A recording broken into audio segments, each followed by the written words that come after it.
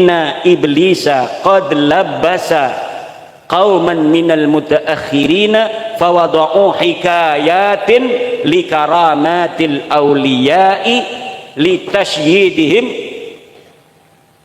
ala za'mihim amral qaumi fakashafallahu amrahum bi ulama'in naql. Saya agak lupa itu apa namanya urutan yang sebenarnya, au kama qala Ibnul Jauzi, bahwa begini kata Ibnul Jauzi, inna iblis, bahwa sesungguhnya iblis qad labbasa, dia telah menyelirukan qauman minal mutaakhirin, satu golongan dari ulama-ulama sekarang, ulama-ulama belakangan.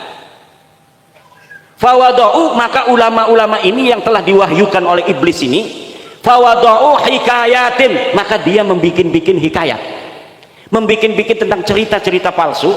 Untuk apa? Litasydihim amral qaumi ala za'mihim, dia bertujuan agar menguatkan wali-wali yang dia kagumi itu, ala za'mihim, menurut pendapat dia. Itu para ulama menambahi kalimat itu dengan kalimat wal haqqu la yusyayyidu bil batil, sedangkan kebenaran itu tidak bisa dikuatkan dengan kebatilan. Jadi itu cerita-cerita palsu itu diwahyukan oleh iblis, diberikan ilham oleh iblis kepada orang agar bisa mengarang cerita-cerita palsu tentang keramat-keramat kakeknya yang tidak terjadi di masa hidupnya. Na'udzubillah.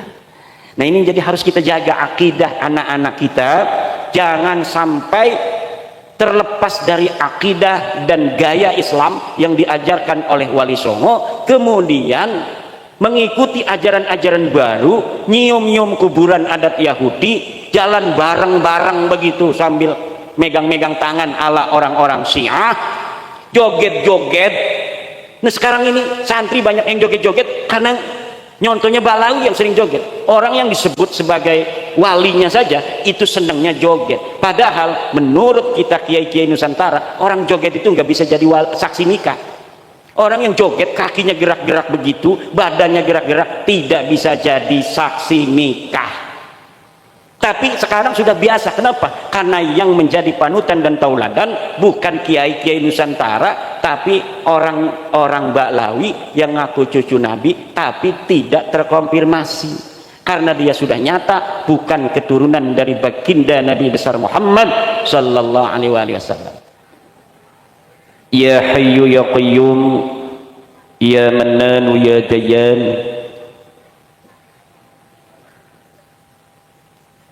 ya Dzal Jalali wal Ikram, Allahumma ighfir li Mbah Ridwan warhamhu wa'afihi wa'fu anhu wa akrim nuzulahu wa wasi' madkhalahu waghsilhu bil ma'i was salji wa naqqihi minal khataaya kama yunaqqa thawbul abyadu minad danas. Allahumma ij'al qabrahu rawdatan min riyadil jinan wa la taj'al qabrahu hufratan min hufarin niran. Wali jami'i abaina wa ummahatina wa ajdadina wa jaddatina wa a'mamina wa ammatina wa aqribaina wa qarabatina wa li jami'i masyayikhina wa li walidayhim wa li jami'i man ahsana ilayna wa dhawil huquqil wajibati alayna. Amin Allahumma. Amma ba'du, fa ya ashabul fadail, hadaratil mukarramin, para alim, para ulama, para kiai, wabil khusus sahibil fadilah,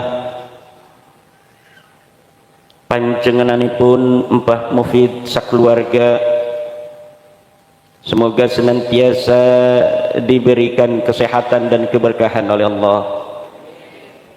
Juga para kesepuhan, para kiai Klaten, Kiai Zainal, Kiai Nawawi, dan kiai-kiai yang lain yang tidak dapat saya sebutkan satu persatu, tidak mengurangi rasa hormat saya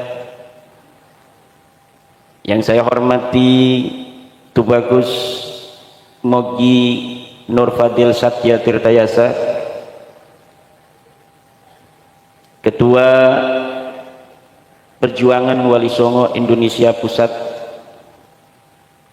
Mbah Ukit, dan para banyak rezeki anak-anaknya, mudah-mudahan dijadikan anak saleh dan salehah yang ditinggikan derajatnya oleh Allah, jadi pemimpin-pemimpin bangsa, pemimpin-pemimpin negara, pemimpin-pemimpin agama yang akan menjadikan umat manusia kini dan yang akan datang dalam keridhaan Allah Subhanahu wa taala.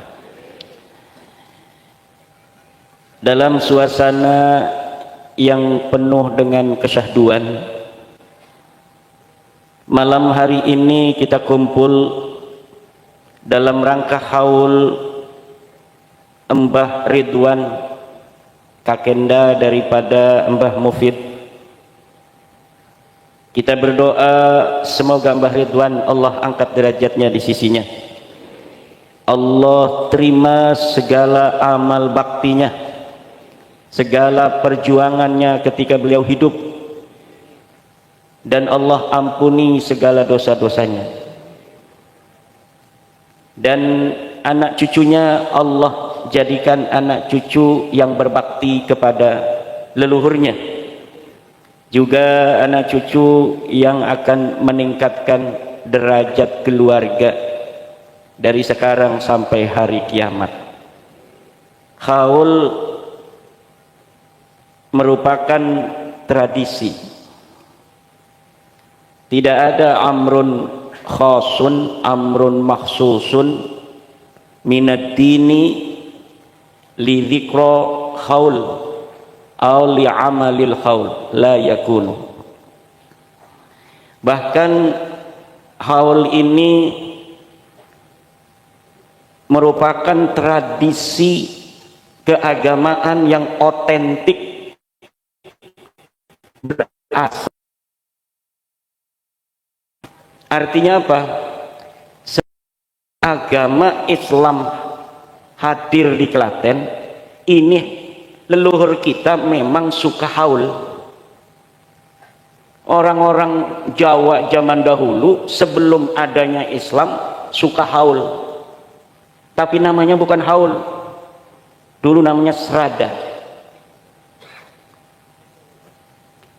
Para wali-wali Songo itu, ibu-ibu, apabila ada sebuah tradisi dari sebuah masyarakat yang tidak ada nahyun khasun makhsusun, tidak ada larangan khusus tentangnya, maka adat dan tradisi itu ditransformasi dengan ditenagai dan diisi oleh nilai-nilai Islam. Itulah kenapa dakwahnya Wali Songo itu, ibu-ibu, diterima oleh bangsa kita Nusantara. Karena cara dakwahnya Wali Songo, cara dakwah rahmatan lil alamin, cara dakwah yang merangkul bukan memukul, cara dakwah yang manis tidak bengis, cara dakwah yang menghormati kemanusiaan, cara dakwah yang berusaha memahami kearifan lokal daripada mad'u, objek dakwah daripada Wali Songo itu sendiri. Islam sudah datang di Nusantara ini sejak abad ketiga Hijriah, tapi Islam dibawa oleh para ulama-ulama generasi pertama itu di Aceh tidak masif. Kenapa? Waktu itu para ulama belum menemukan formula yang tepat bagaimana cara menyebarkan Islam di Nusantara. Mereka menyamakan cara menyebarkan Islam di Nusantara dengan cara yang disebarkan di Arab. Tentu setiap daerah secara klimatologis memiliki kekhasan, memiliki kekayaan lokal, memiliki kearifan lokal.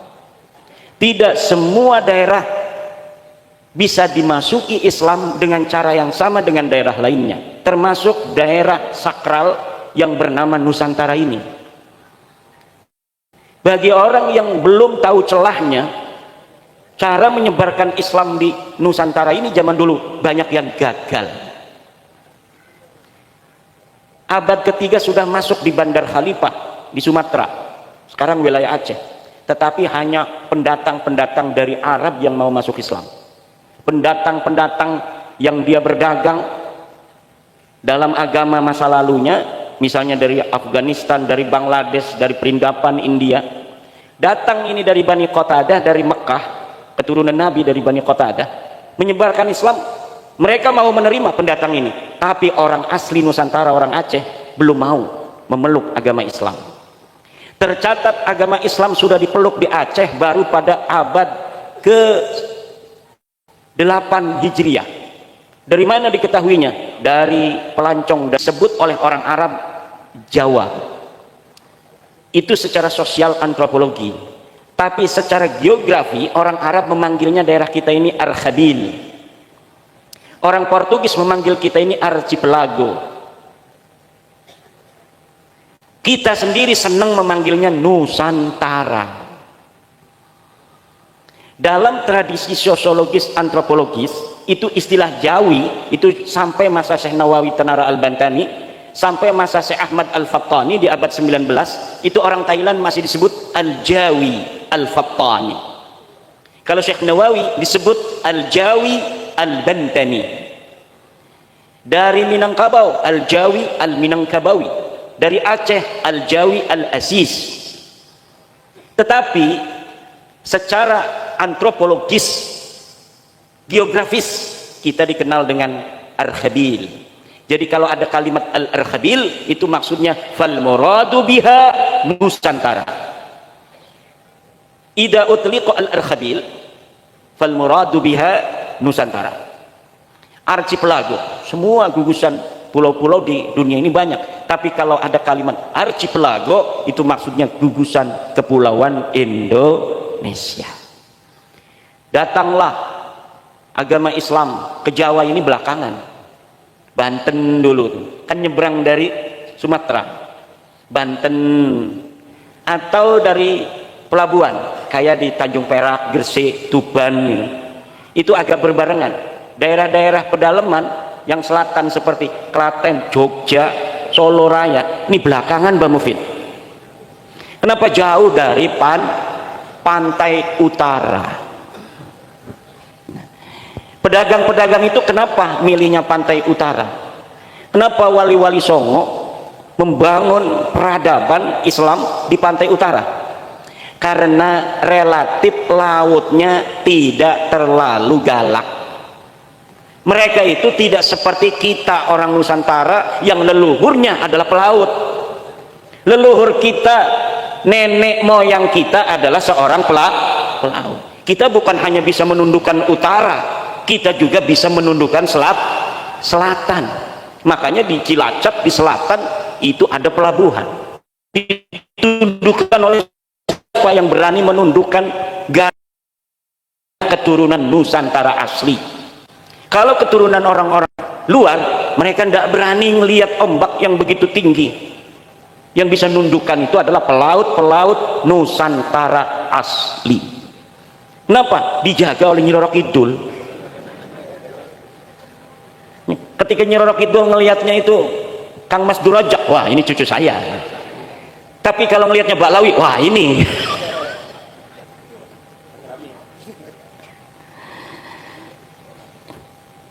Jadi Islam yang sekarang hari ini ada di Klaten, ada di Seragen, ada di Karanganyar, ada di Boyolali, ada di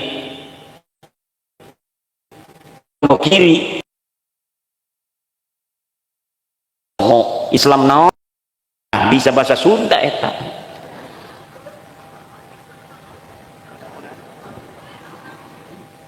Kenapa kemudian orang Klaten mau menerima Islam? Karena para wali Songo mengedepankan hati di dalam bagaimana menyampaikan dakwah Islam. Ketika dakwah itu disampaikan dengan cinta, maka akan dibalas dengan cinta. Ketika dakwah itu disampaikan dengan kearifan, maka akan diterima dengan kearifan. Dan inilah yang dilakukan oleh Wali Songo. Maka pada abad ke-14, menurut Profesor Dr. Agus Sunyoto, hanya dalam waktu 40 tahun para Wali Songo berhasil menyebarkan Islam bukan hanya di daerah pantai utara, tapi sampai ke dalam, sampai ke ujung pantai selatan, semuanya masuk Islam hanya dalam tempo singkat 40 tahun. Coba. Jadi maka tidaklah terlalu berlebihan jika dikatakan bahwa penyebar agama Islam di Indonesia ini Wali Songo. Bukan menafikan para da'i, para duat yang menyebarkan sebelumnya yang belum berhasil itu, tetapi ketika kita ingin mengatakan siapa yang berhasil menyebarkan agama Islam nasib oleh mayoritas masyarakat Nusantara, jawabannya menurut penelitian Profesor Dr. Agus Sunyoto hanyalah wali. Jadi haul ini seperti ini di Serada sudah ada di zaman sebelum Islam. Wali Songo melihat ini orang Jawa ngapain, katanya kumpul-kumpul begini. Oh, lagi mengenang 1 tahun wafatnya orang tua kami. Rapat ini para Wali Songo. Coba Sunan Giri biasanya dengan Sunan Gunung Jati yang ahli fikih, kaji secara ilmu fikih, ayatnya, hadisnya. Kalau kita transformasikan dengan nilai-nilai Islam, apakah bertentangan atau tidak? Dikaji, tidak. Tidak ada nahyun maksusun minad din tentang adanya berdoa setiap 1 tahun sekali untuk orang-orang tua kita yang sudah meninggal dunia. Bahkan ajza daripada haul itu, bagian-bagian semuanya adalah merupakan ibadah yang mustahabbah. Coba kalau kita ajza daripada haul ini al-kull, setiap kul lahu ajza. Ajzanya apa? Baca Yasin, baca Fatihah. Tadi ada apa namanya itu, bacaan apa tadi? Marhaba ya, hijib rifai, bukan hijib rifai, ratib rifainya. Kemudian ada baca qori, ada ceramah agama. Semuanya ini adalah mustahabbah, ada perintahnya. Baca Quran ada perintahnya, iqra'ul Quran, iqra'u ma tayassara minal Quran. Nanti sedekah Mbak Mufid, tuh sedekah tuh udah habis tuh, acara belum selesai, gimana urusannya ini? Makanan udah habis, acara belum selesai, gimana urusannya Mbah? Nah ini namanya apa? Sedekah, semuanya ada nilai pahala. Kemudian menyampaikan daripada perjalanan hidup yang bisa ditauladani dari seorang Mbah Ridwan, seorang pejuang sabilillah zaman dahulu kala. Itu juga dzikra, apa namanya, dzikrus salihina kafaratun lidzunub, menyebut orang-orang baik itu adalah melebur dosa. Semuanya, tidak ada yang tidak baik, ajzaul haul itu. Dan haul yang cara-caranya benar seperti ini, cara Wali Songo ya begini, ibu-ibu duduk di depan masjid atau di rumahnya sohibul haul, bukan di makam. Ini ada haul zaman sekarang di makam, makamnya ditaruhin kembang-kembang sampai makamnya nggak kelihatan, yang kelihatan kembang, kayak kue tar ulang tahun. Ditaruhin payungnya juga ditaruhin kembang-kembang lagi, lalu duduk ngelingker kayak orang nunggu berkat, ini kue tar kapan dibagi gitu. Lah ini laisa min adatina, laisa min adatina, tidak merupakan bagian daripada ajaran Wali Songo. Ajaran Wali Songo kita ziarah, tapi kita tidak tazyinul qabri wa taqdisuh, tidak menghias kuburan, kita juga tidak mensucikan kuburan, tidak menganggap dia ini seperti apa namanya Hajar Aswad sampai misalnya diciumin. Na'udzu, ini ajaran Yahudi, ini ajaran Nasrani. Kimat jangan gegabah, banyak tuh katanya pakai jubah-jubah nyiumin kuburan. Jangan ngomong ajaran Yahudi, ajaran Nasrani, ada dalilnya enggak? Dalil di Al-Quran tidak ada, dalil dari hadis tidak ada. Tapi lihat dalam kitab Ihya Ulumuddin, ma qala al-Ghazali fi qala al-Ghazali innal massa wat taqbila lil mashahidi adatul yahudi wan nasara, bahwa memegang kuburan, batu nisan, wat taqbil, dan menciumnya, adatul yahudi wan nasara, itu adalah adatnya orang Yahudi dan orang Nasrani, bukan adat ulama-ulama Islam, bukan adat ulama-ulama Jawa, bukan adat ulama-ulama NU, bukan adat ulama-ulama PWI yang merupakan penerus yang sah daripada Wali Songo. Ini ada power penerus Wali Songo itu sekarang banyak yang ngaku, tapi penerus yang sah dari ajaran Wali Songo sekarang adalah perjuangan Wali Songo Indonesia, Laskar Sabilillah. Sudah jelas dikatakan oleh Imam Ghazali, kata Mbah Hasyim Asy'ari, tasawuf kita tasawufnya Imam Ghazali, tasawuf kita tasawufnya Imam Junaid Al-Baghdadi.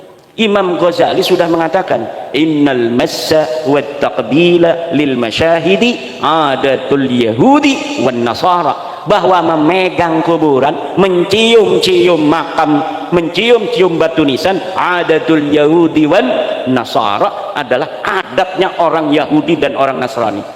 Dan kita dilarang oleh Kanjeng Nabi untuk mengikuti adat-adat orang Yahudi dan orang Nasrani. Nggak boleh kita nyamain. Coba kenapa kita dalam talqin ada duduk ada berdiri? Asalnya Nabi berdiri, ngelihat orang-orang Yahudi berdiri, kata Nabi kita duduk. Ngelihat Nabi duduk, orang Yahudinya duduk, Nabi berdiri lagi. Makanya sekarang ada, kalau yang baca duduk, yang lain suruh berdiri. Itu asalnya saking tidak bolehnya kita ikut-ikut Yahudi. Khaliful musyrikin, berbedalah kamu dengan orang-orang musyrik. Khaliful yahuda wan nasara, berbedalah kamu dengan orang Yahudi dan orang Nasrani. Man tashabbaha biqaumin fahuwa minhum, kata Rasulullah, siapa orang yang menyerupai satu kaum fahuwa minhum, maka dia adalah merupakan bagian dari kaum itu.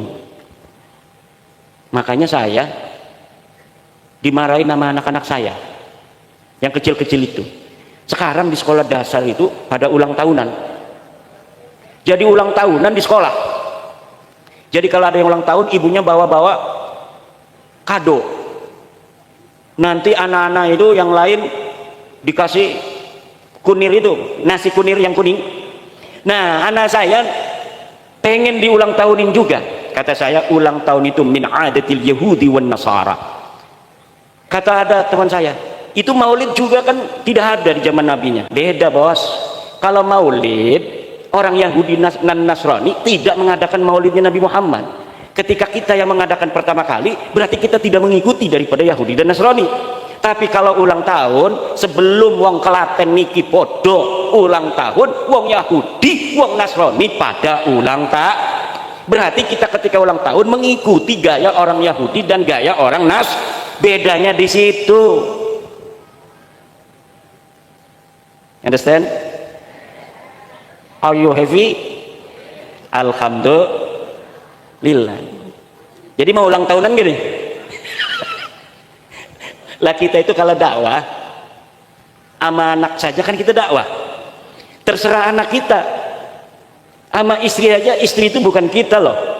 Istri itu bukan kita. Tapi kita ngomong apabila ditanyakan oleh istri ulang tahun haram apa halal? Haram.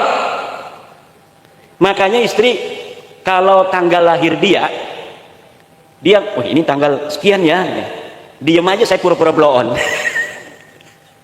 Dia pengennya selamat ulang tahun.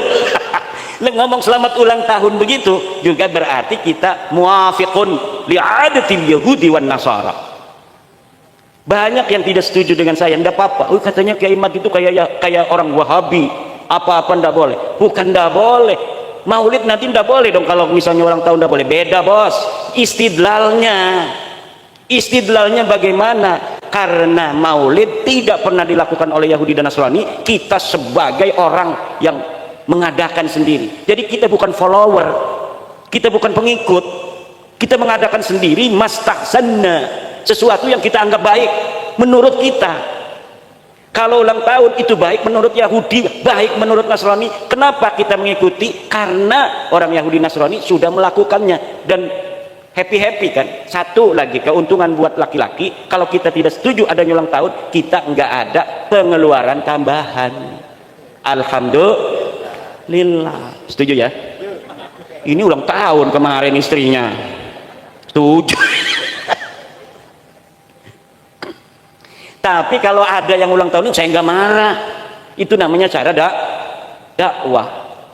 Jangan misalnya gini, Mbak Mufid ngajar ngaji, hei dulur-dulur, ojo podo nanggep dangdutan, ngajar ngaji nih. Pas itu ada tetangga dangdutan, ngambek Mbak Mufid nggak mau ngajar ngaji lagi. Itu namanya Mbak Mufid tidak ikhlas di dalam mengajak manusia. Mbak Mufid itu berarti memakai hawa nafsu, nggak ngargain saya katanya. Dia ngaji sama saya setiap malam Selasa, jama'iyahan, pengajian di masjid, saya yang ngajar. Saya ngomong kalau hajatan jangan nanggap dangdutan, pas dia hajatan nanggap dangdutan, udah kalau begini ngaji berhenti aja. Nah itu namanya kita dalam mengajak la lillahi ta'ala, bukan karena Allah tetapi karena hawa nafsu. Kalau kita sudah menyampaikan, orang mau ikut alhamdulillah, enggak ikut pun enggak ada urusan. Yang penting kita sudah menyampaikan. Kadang Nabi kalau lagi ngomong, qad ballaghtu, apakah aku sudah menyampaikan? Na'am ya Rasulullah, qad ballaghta, Tuhan telah menyampaikan. Artinya kalau kita sudah menyampaikan sebuah hukum daripada Allah, orang mau melakukan, orang tidak melakukan, enggak ada urusan sama kita. Pengajian kita ngaji, punya jamaah, kita ngomong ada babnya. Ini bab misalnya tentang i'anah 'alal maksiyah, menolong terhadap maksiat. Kalau misalnya ada tetangga kita mau hajatan nanggapnya dangdut, maka kalau misalnya tenda dangdutnya datang, jangan sampai kita ikut-ikut nurunin tenda dangdutan, karena itu termasuk dalam kategori al-i'anah 'alal maksiyah. Tiba-tiba tetangganya dangdutan, dipanggil Mbak Mufid, suruh baca Syekh Abdul Qadir Jailani. Kalau di kampung saya kalau mau hajat, baca Syekh Abdul Qadir Jailani dulu. Nah kalau misalnya kita ini sebagai da'i kemudian udah mau kamu ini apa namanya hajatnya mau nanggap dangdut, berarti ada maksiat, saya tidak mau. Bos, beda bos. Kita berdoa untuk keselamatan dan keberkahan hajatnya, dengan dangdutannya itu hal yang berbeda. Jadi da'i, jadi ulama itu harus lentur, layyin, jangan kereng. Nanti semua orang kita purikin, tahu nggak purik? Kalau bahasa Sunda sananya itu pundungnya. Kalau ini misalnya saya sama Ki Ukit ini temenan, pas saya hajat dia nggak datang, kita nggak mau temenan lagi. Apa namanya tuh? Marahan tuh apa? Purik ya. Ada nggak bahasa purik di sini? Ada tuh. Purik tuh sama dengan bahasa kresek.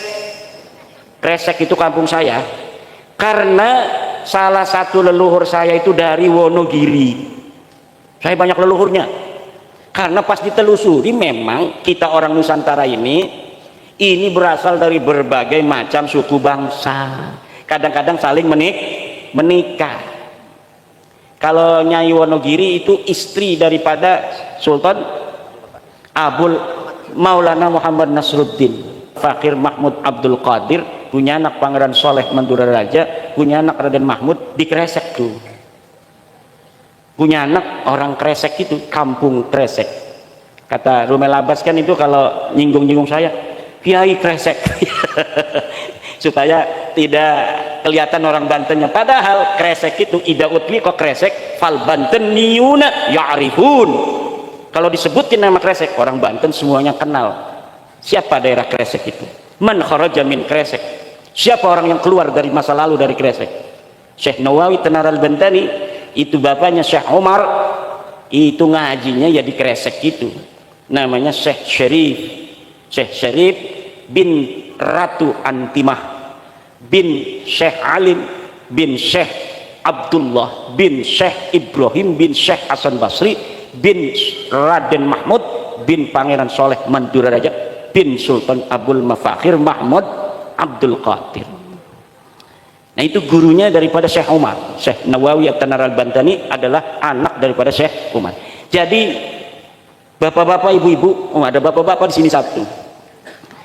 Itu Indonesia ini tidak dianggap sebelah mata oleh dunia. Kenapa? Dalam sisi Islam kita punya Syekh Nawawi At-Tanar Al-Bantani, kita punya Syekh Mahfud At-Turmusi, ulama dunia semua.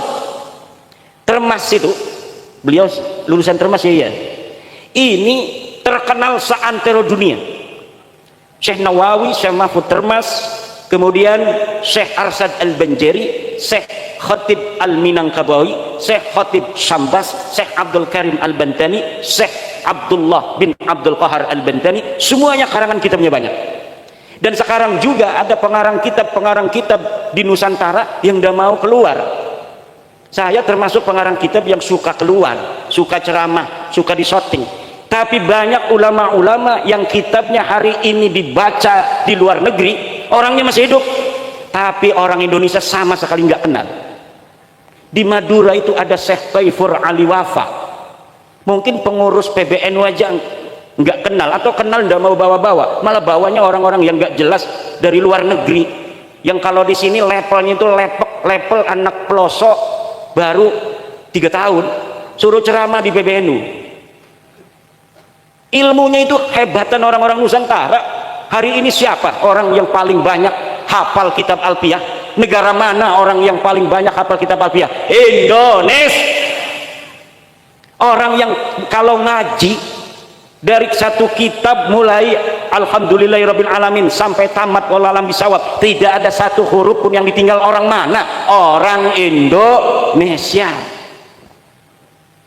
Apakah orang Indonesia sama orang Mesir? Tidak.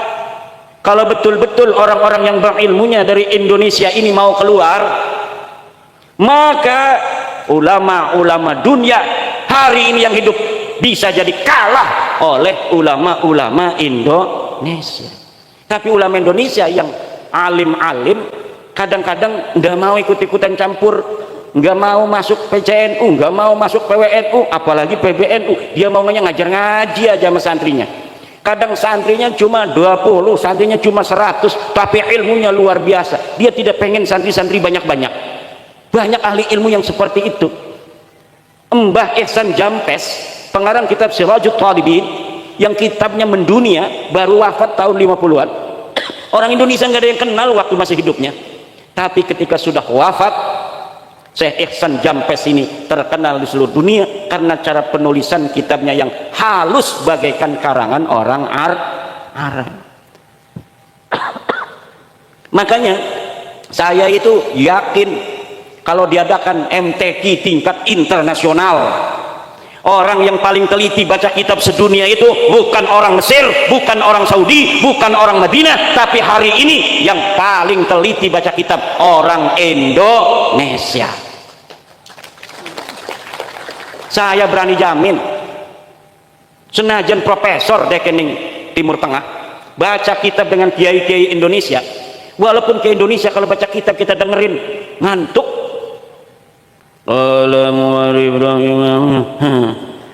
Wis ngucap sapa Kiai Musoni, jaa Zaidun raqiban wis teka. Zaidun sapa Ki Zaid raqiban halakaunihi raqiban nenunggang. Pegel. Tapi karena itu sanad dari Wali Songonya begitu dulunya gayanya. Itu susah sanad gitu. Sanadnya begitu. Tapi kalau dia lagi ceramah beda gayanya. Kalau dia lagi berdiskusi beda. Tapi kalau dia lagi niat semua, itu walaupun tidur barokah. Tapi kalau ditanya satu-satu per huruf, jaa apa itu? Jaa kalimah fi'il madi. Zaidun jadi apa? Dia jadi fa'il. Raqiban jadi apa? Dia jadi hal. Ditanya istiqoqnya juga bisa. Mana dalil alfiahnya? Bisa. Orang Timur Tengah belum tentu. Kenapa kita harus inferior kepada orang Timur Tengah dalam Islam? Kita harus inferior kepada orang-orang bule dari warna kulit. Kita harus inferior kepada orang-orang Arab mengenai hidung kita, padahal kita sama-sama keturunan Nabi Adam alaihissalam. Ibu kita sama-sama Hawa, ibu kita Hawa, semuanya sama. Kakek kita Adam. Kenapa kita harus merasa kita kalah dengan orang bule? Kenapa kita harus merasa kalah sama orang Mesir?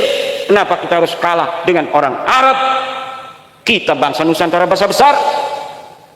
Klaten banyak candi-candi, Mbak Mufid. Apa itu artinya ada candi di Klaten? Artinya bahwa dulu leluhur orang Klaten orang-orang cerdas. Disangkain gampang kita bikin candi, susah. Sampai sekarang itu orang belum bisa mikir bagaimana cara ngangkat batu ke Candi Borobudur masa lalu. Prambanan, Klaten ya, Prambanan. Ini berarti ini bapak-bapak orang Klaten, ibu-ibu, ini adalah keturunan daripada orang-orang cerdas di masa lalu. Coba zaman sekarang, bisa nggak kita sehalus memahat daripada batu seperti leluhur kita dulu? Belum tentu. Berarti kita ada degradasi. Berarti ada kemampuan yang dimiliki oleh leluhur kita masa lalu, hari ini kita tidak mampu untuk melakukannya. Kita hanya bangga dengan budaya-budaya dari luar, sementara budaya kita sendiri kita hilangkan.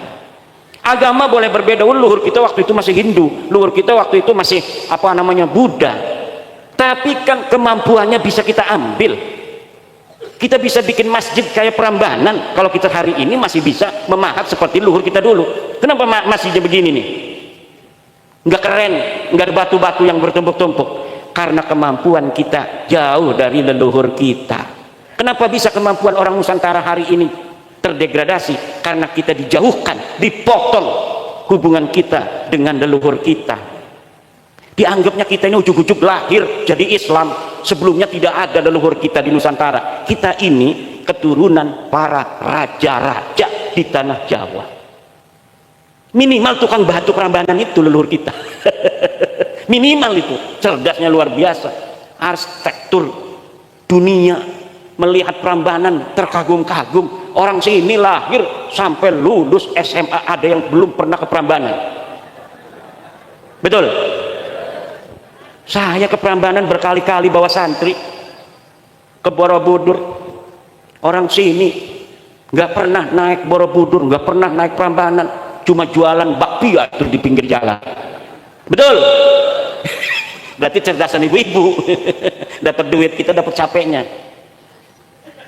Bulan puasa saya pernah naik ke Borobudur karena saya nganter anak saya pesantren di Gresik.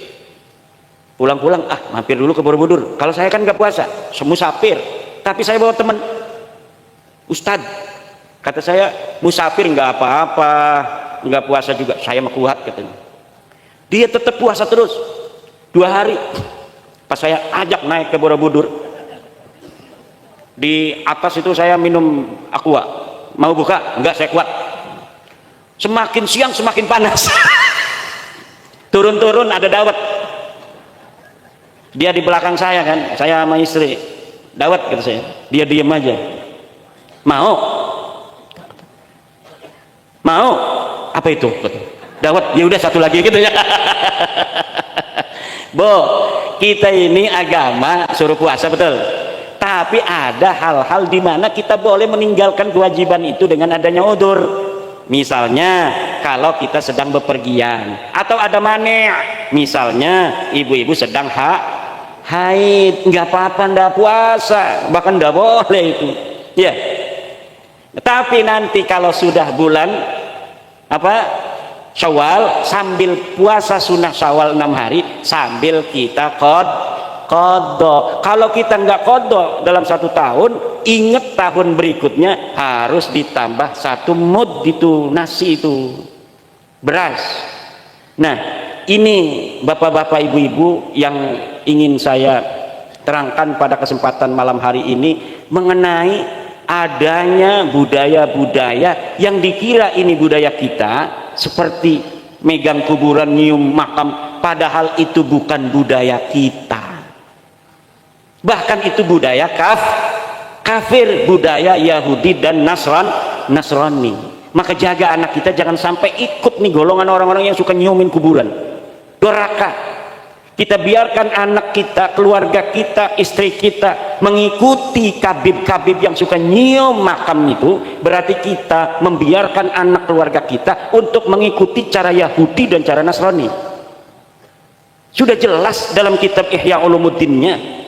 Lihat, cari kitab Ihya Ulumuddin.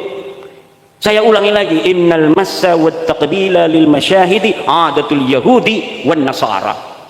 Belum lagi menghadiri cerita-cerita khurafat, rantai emas dari langit, hujan susu, mi'raj 70 kali.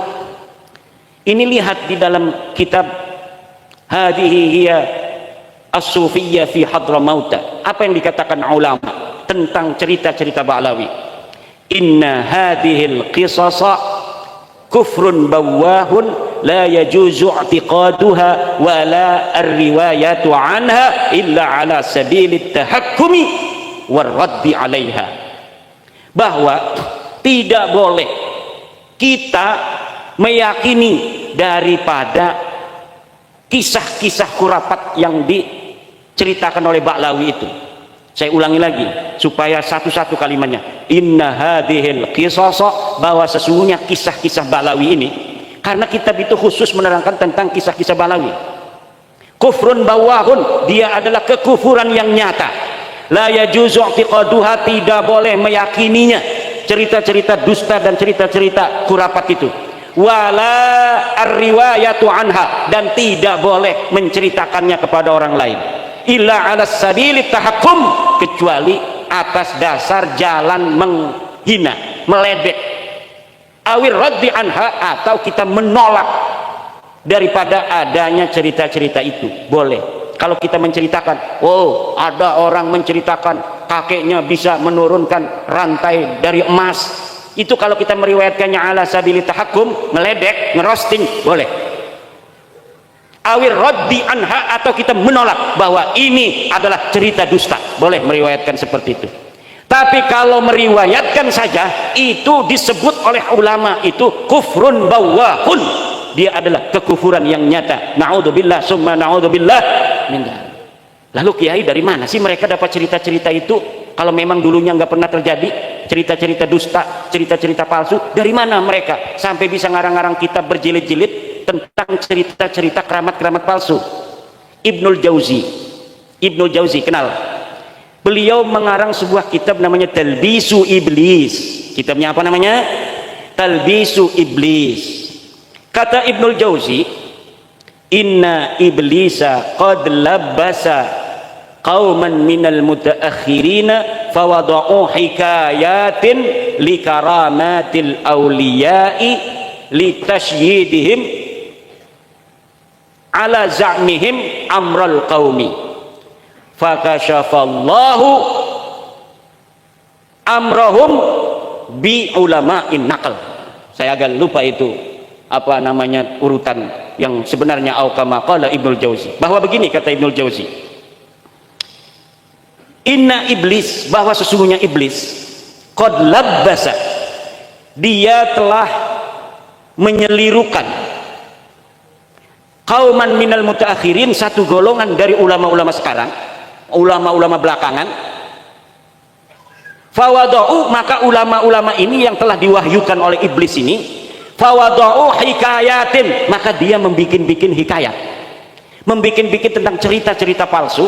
Untuk apa? Litasydihim amral qaumi ala za'mihim, dia bertujuan agar menguatkan wali-wali yang dia kagumi itu, ala za'mihim, menurut pendapat dia. Itu para ulama menambahi kalimat itu dengan kalimat wal haqqu la yusyayyidu bil batil, sedangkan kebenaran itu tidak bisa dikuatkan dengan kebatilan. Jadi itu cerita-cerita palsu itu diwahyukan oleh iblis, diberikan ilham oleh iblis kepada orang agar bisa mengarang cerita-cerita palsu tentang keramat-keramat kakeknya yang tidak terjadi di masa hidupnya. Na'udzubillah.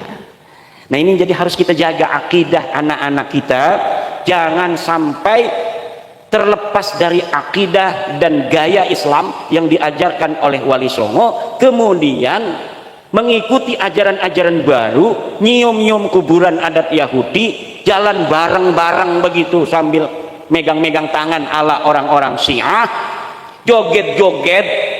Nah sekarang ini santri banyak yang joget-joget karena nyontohnya Balawi yang sering joget. Orang yang disebut sebagai walinya saja itu senangnya joget, padahal menurut kita kiai-kiai Nusantara orang joget itu nggak bisa jadi saksi nikah.